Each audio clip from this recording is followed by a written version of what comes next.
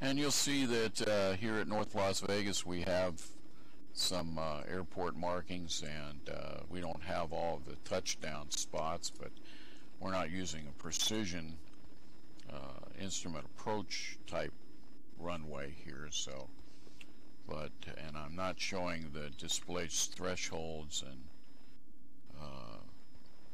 things like that on here. We'll cover that at another time, but I did want to talk about runway incursions, and so hang on one second.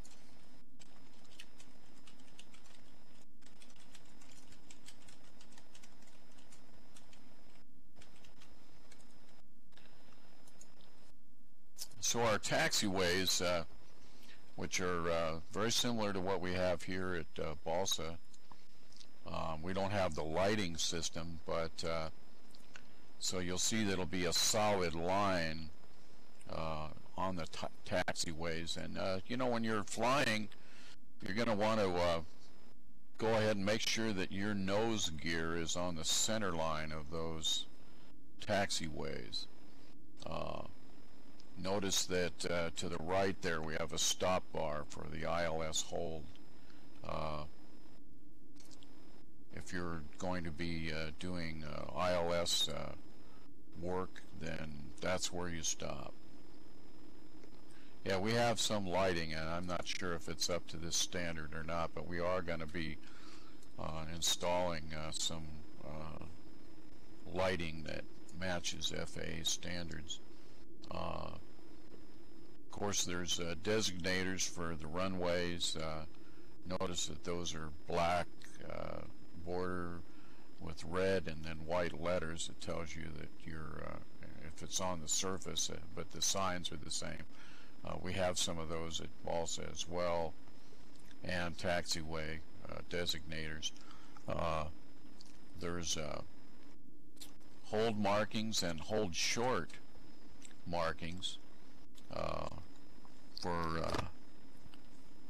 and those are very important because you don't want to go beyond those unless you, let's see. Yes, that's right. It's only when there is. Thank you, trans. And so the hold short lines are important because what you're going to do is normally you go to the run-up area, you'll go ahead and run the checks on the aircraft to make sure it's airworthy before you depart. You already have all the information that you need from ATIS and from ground, and you can go ahead and taxi right up to those hold short lines, but you don't go beyond that until you have clearance to do so. You'll see these hold short lines also between runways, so that sometimes you're going to leave one runway, but you'll have to cross another where you don't want to go past the hold short lines on the taxiway as an entrance to the next runway until you have clearance from ground control to do so. Normally air traffic control is split. Ground control is one frequency and tower is another. All of the things that happen on the ground is handled obviously by ground control. Air traffic control takes care of everything in the air. In some cases, like at when we fly through the Class Bravo airspace at LAS or Las Vegas McCarran Airport, then we might be contacting approach control and then tower, and if we're departing, the tower will usually give us handoff to departure, so we'll get departure frequency, and we'll be talking to those. Normally when you get outside their area, they'll clear you to change frequencies and use your own navigation. But if you're in the Class Bravo airspace, then you're on radar, so they'll give you a squawk code before you enter their airspace, and you leave that squawk code on until you are cleared to change to your own navigation. Then you can go ahead and change your squawk code back to 1200. So the runway always has a designator on it, like in this case 19. That's the magnetic compass heading of that runway. And we have 18 right and left at Balsa, and also the reciprocal, which is 36 right and left. So our runways are basically facing you either landing to the north or landing to the south, based on magnetic compass heading.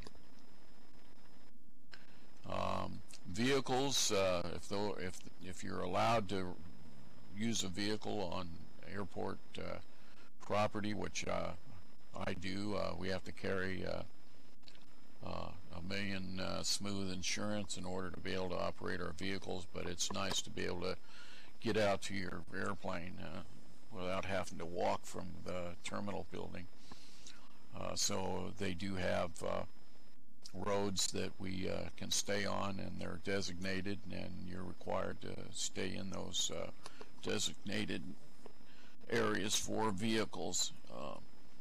And as long as you're in those areas, you don't have to have flashing lights or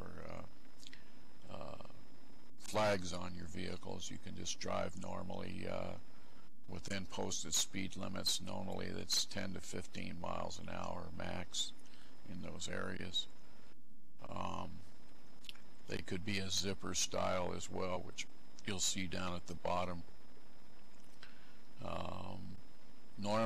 Now at North Las Vegas, they also have the elevated runway guard lights. So at the threshold, at the hold lights, or at the hold section, they'll have flashing amber lights to let you know that there's a runway there and that you're not to cross unless you get clearance. Now, you're not going to see these things at uncontrolled fields typically. Since runway incursions are so predominant in large traffic areas, they really work hard to make sure that it's safe, because what you don't want to do is get,